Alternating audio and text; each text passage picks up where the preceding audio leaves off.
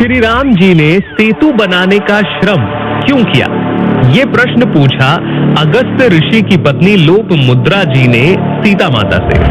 अब यह है कहानी पौराणिक भारत की, एक ऐसा पॉडकास्ट जहां मैं आपके लिए हमारे धार्मिक ग्रंथों से अलग अलग कहानियां लेकर आता हूं। आज की कहानी है आनंद रामायण के विलास कांड से, जिसमें अगस्त्य मुनि की पत्नी लोपमुद्रा और सीता माता के बीच का संवाद है।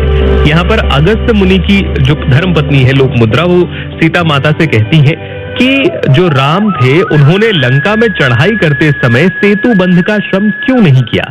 उन्होंने अगस्त्य मुनि की सहायता क्यों नहीं ली? अगस्त्य मुनि समुद्र को पी जाते।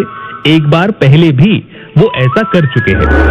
इस प्रकार का वचन सुनकर सीता जी ने बड़े ही गर्व की वाणी में हंसते हुए लोपमुद्रा से कहा कि हे पतिव्रते लोपमुद्रे, श्री राम जी ने सेतु बंधन का जो कार्य किया वो ठीक ही किया।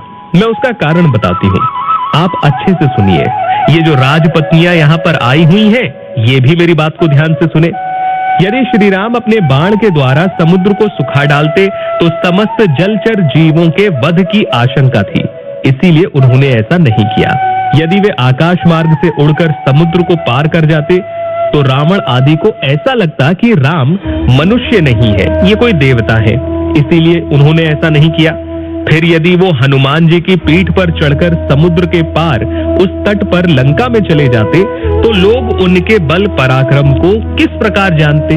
उनको तो यही लगता कि ये तो हनुमान जी के ऊपर बैठकर आ गए हैं। इसके बाद अगस्त्य मुनि की अगर बात करें तो एक बार अगस्त्य मुनि ने क्रोध पूर्वक समुद्र के जल को पी लिया था और उसके बाद उस जल को बाहर भी निकाल दिया, जिस वजह से जल खारा हो गया।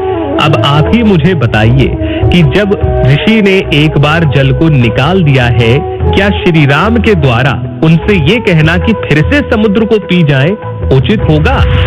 यही ध्यान में रखते हुए श्री राम जी ने कि कहीं उनका अपयश ना हो, अगस्त्य मुनि के सामने ये बात नहीं रखी। साथ ही साथ सोच विचार कर श्री राम जी ने अपनी कीर्ति को स्थापित करने के लिए समुद्र में पुल बांध दिया। ये एक ऐसा कार्य था जो अभी तक किसी ने नहीं किया और आगे भी कोई नहीं कर पाएगा। ये उन्होंने करके दिखाया। संसार में लोग उनकी कीर्ति का गान करते हुए कहेंगे कि श्री राम वो हैं जिन्होंने समुद्र के ऊपर शिला को भी तैरा दिया।